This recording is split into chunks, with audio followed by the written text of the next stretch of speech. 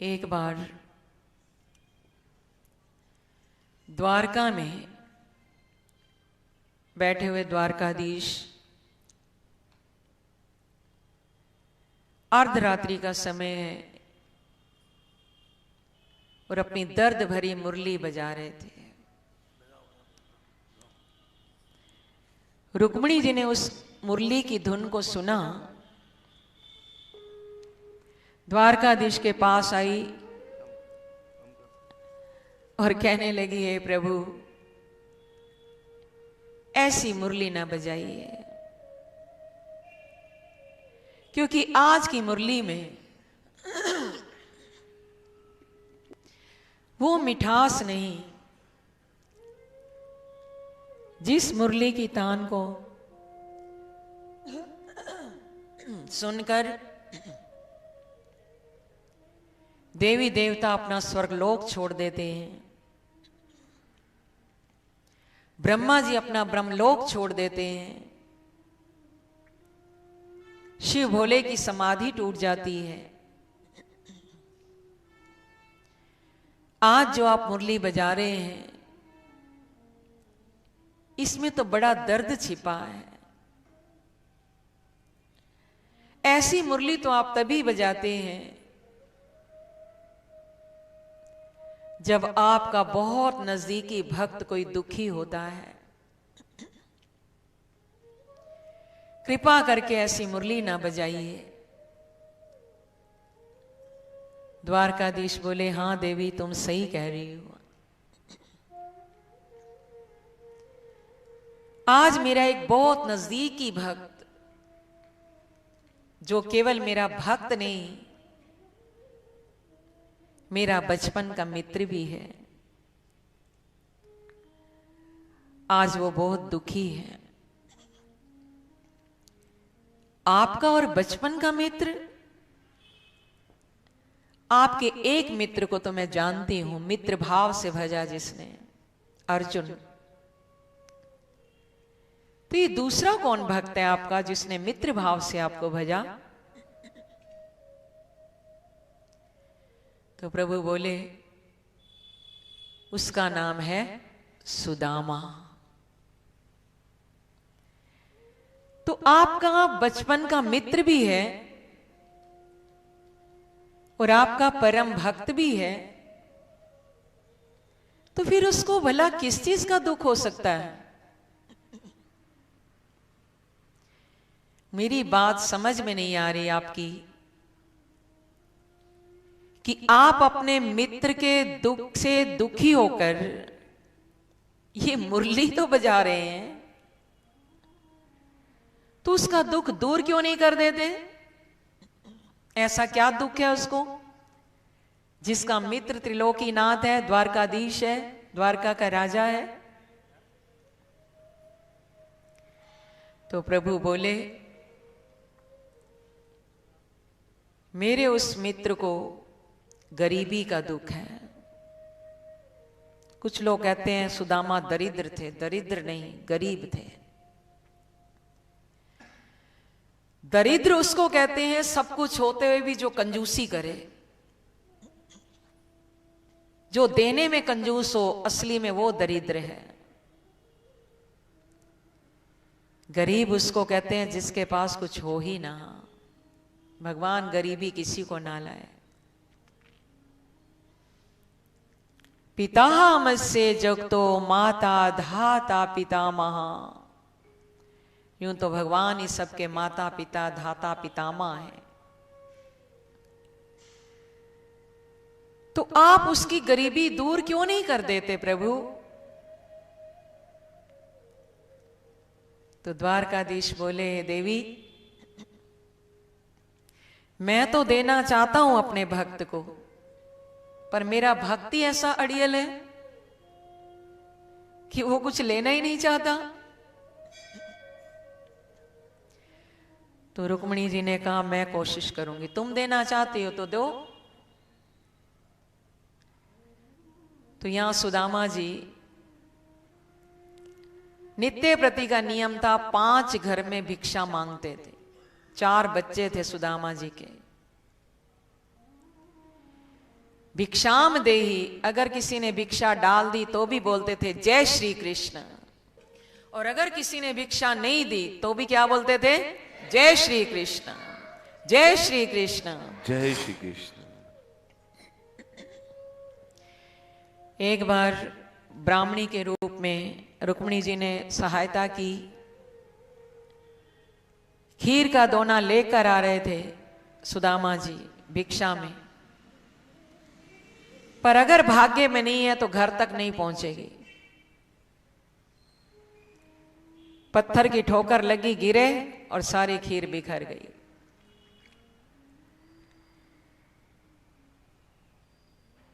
ये सुदामा जी का तीसरा जन्म था। पर भगवान श्री कृष्ण पर दृढ़ विश्वास था उनको, सहनशील थे। भिक्षा नहीं मिलती थी तो भी कहते थे जय श्री कृष्ण, और मिलती थी तो भी कहते थे जय श्री कृष्ण। तो रुक्मिणी जी ने कहा प्रभु से, आपके होते हुए आपका मित्र दुखी हो और आप उसके दुख से दुखी होकर ये मुरली बजाएं, कुछ कीजिए प्रभु, कैसा है वो भक्त आपका। तो बोले देखना चाहती हो, इस दिव्य दृष्टि से यहीं बैठे बैठे मैं तुम्हें दिखाता हूं। अपने दिव्य चक्षु से देख रहे हैं, अर्धरात्रि का समय है। सुदामा जी एक टूटी फूटी चारपाई पर बैठे हैं। पत्नी भी थी तो उनकी धर्म पत्नी, जिसका नाम था सुशीला। जैसा नाम था वैसे गुण थे, बड़ी धीरज वाली थी। 4-4 दिन तक बच्चे भूखे रहते थे। कभी कभी सुशीला जी घबरा जाती थी तो पति से कहती थी, कुछ तो करो स्वामी, बच्चों की हालत मुझसे देखी नहीं जाती। पर सुदामा जी को घबराहट नहीं होती थी। उन्होंने मन से एक सच्चा नाता भगवान से जो जोड़ रखा था, तो वो कहते थे, अखियां प्यासी हैं शाम तेरा दर्शन चाहिए, लग जाऊं तेरी सेवा में शाम, ऐसा जीवन चाहिए। जहां तेरी भक्ति करूं वो जगह वृंदावन धाम बन जाए। वृंदावन तो भक्ति का धाम है ना, भक्ति वहां नृत्य करती है। जहां तेरी भक्ति करूं वो जगह वृंदावन धाम बन जाए।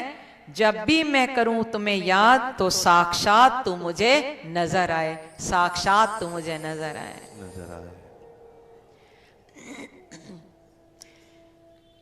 4 दिन तक भूखे रहते थे बच्चे। एक बार भिक्षा में कुछ थोड़ा बहुत लाए, बच्चों को खिलाया। अर्धरात्रि का समय था। एक बार सुशीला जी सुदामा जी से कहती हैं, हे पति देव,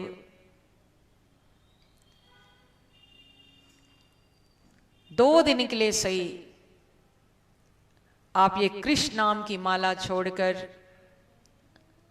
गृहस्थ आश्रम का शास्त्र पढ़ लो।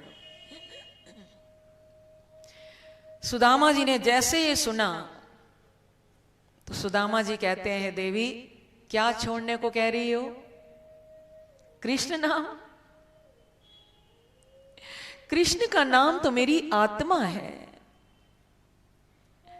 कृष्ण का नाम तो मेरे प्राण है। कृष्ण का नाम छोड़ दूं तो मुझे ये बताओ, अगर किसी के शरीर से 2 दिन के लिए आत्मा निकल जाए तो क्या वो जीवित रहेगा? कौन पत्नी होगी अपने पति से कि मुख से ऐसे शब्द सुने और प्रसन्न हो? हाथ रख दिया मुख पर। अगर यही बात है कि कृष्ण नाम आपकी आत्मा है, आपके प्राण बन चुके हैं और इसके बिना आप जीवित नहीं रहेंगे, तो मैं आज के बाद कभी नहीं कहूंगी कि कृष्ण का नाम छोड़ दो। 4 दिन के बाद कुछ भिक्षा में थोड़ा सा लाए, बच्चों को खिलाया पिलाया सुला दिया। दोनों खुद भूखे रहे। सुशीला जी सब देख रही हैं और वो अपना कृष्ण नाम की माला जपते थे रात को, श्री कृष्ण श्री कृष्ण श्री कृष्ण श्री कृष्ण। देखा पति देव उठे, निद्रा का बहाना कर रहे हैं पर जाग रही हैं। खाली पेट नींद कैसे आए, पानी पी के सोए। जहां बच्चों के लिए कुछ रसोई बनाई थी वहां पर सुदामा जी जाते हैं, देखा हांडी में कुछ मिल जाए तो प्रभु कृपा से एक चावल का दाना मिल गया, एक चावल का दाना। पत्तल लिए, उसके 2 हिस्से कर दिए, चावल के 2 टुकड़े किए, आधा टुकड़ा एक पत्तल में रखा और आधा टुकड़ा दूसरे पत्तल में रख दिया। एक दोना उठाया, अपनी पत्नी के सिराने रखा, सुशीला जी सब देख रही हैं। और दूसरा पत्तल लेकर, देखो कितने भूखे थे फिर भी वो क्या करते हैं सुदामा जी। दूसरा अपना दोना लेकर, जिसमें आधा चावल का दाना था, द्वारकाधीश की जहां पूजा करते थे प्रतिमा की, उनके पास जाकर खड़े हो गए। पत्रम पुष्पम फलम तोयम, कल ये श्लोक आप सुनेंगे, इसी अध्याय का आएगा। पत्रम पुष्पम फलम तोयम यो में भक्त्या प्रयच्छति। हे द्वारकाधीश, इस समय मेरे पास ये आधा चावल ही आपको खिलाने के लिए, कृपा करके भोग लगाइए। सुशीला जी आई, कहने लगी पति देव वाह, ये आधा चावल किसको सौंप रहे हो? उस द्वारकाधीश को जो महलों के राजा हैं, जिनके आसपास अनेक दास दासियां हैं, जिनको नित्य प्रति 56 भोग लगते हैं, तो भला उनकी दृष्टि में आपका ये आधा चावल क्या मायना रखता है? तो सुदामा जी रो पड़े और रोकर कहने लगे, देवी तुम मुझे कुछ भी कह लो पर मेरे भगवान के बारे में कुछ मत बोलो। वो मेरे कृष्ण हैं, मेरे स्वामी हैं, मेरे मालिक हैं, मेरे सब कुछ हैं। वो तो भाव के भूखे हैं, वो 56 भोग थोड़ी ना देखते हैं। तो सुशीला जी ने कहा, अगर ऐसी बात है, आपको विश्वास है कि आपकी ये भेंट वो स्वीकार करेंगे, तो फिर मेरा आधा चावल भी अपने भगवान को खिला दो। जब आप नहीं खाएंगे तो मैं कैसे खा सकती हूं? सुदामा जी बोले, नहीं, भक्ति करने का अधिकार सबको अपना अपना है। यदि तुम चाहती हो कि अपनी भेंट भगवान को समर्पित करना, तो खुद लाओ, खुद चढ़ाओ भगवान को। सुशीला जी लेकर आई अपना पत्तल, जिसमें आधा चावल था,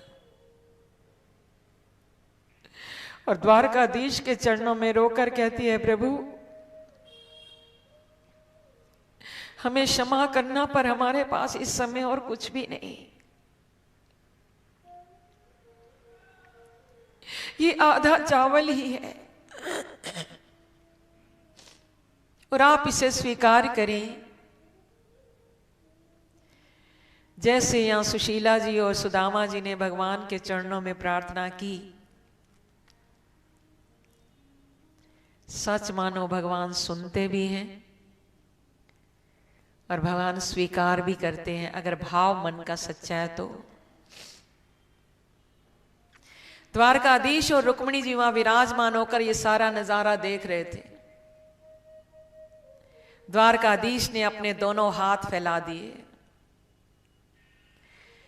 यहां सुदामा जी और सुशीला जी ने समर्पित किया और वो देखते ही देखते द्वारकाधीश के हाथों में आधा आधा चावल पहुंच गया।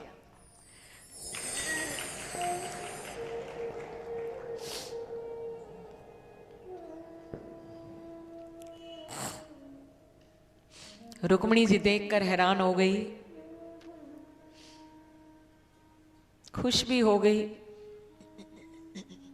सुशीला जी वाला आधा चावल भगवान ने रुक्मिणी जी को दिया,